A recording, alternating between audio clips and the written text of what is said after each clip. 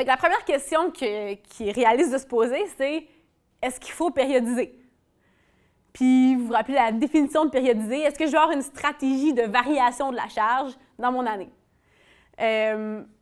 Donc, il y a des études en musculation là-dessus, où on compare un entraînement périodisé à un entraînement non périodisé. Fait que si on compare, généralement, c'est un entraînement qui ne varie pas. Donc, je fais la même séance, ou à peu près les mêmes séances pendant plusieurs mois sans les changer. Versus, ben, je change les types de qualité, la charge, l'intensité, le volume, d'un bloc à l'autre. Et on va comparer souvent une charge totale qui va être similaire, mais c'est varié versus non varié. Et ce qui ressort de ça, vous avez les petits points qui sont chacune des études qui a abordé la question. Puis là, bien, souvent, ce n'était pas la question principale de l'étude, mais on arrivait à grappiller une étude où on arrivait à comparer un groupe périodisé à un groupe pas périodisé.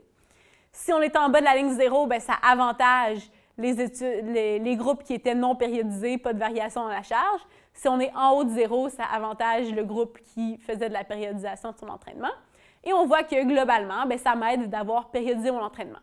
Donc, ce n'est pas juste la charge totale qui importe, la façon de l'agencer, cette charge-là, puis les variations que je crée sont importantes pour avoir un meilleur gain de performance. Donc, c'est un bon point de départ. Ça prend une certaine modulation de la charge dans l'année. On n'est pas encore rendu à dire quoi, mais ça en prend une. Une autre étude qui montre bien... Excusez, je passe là.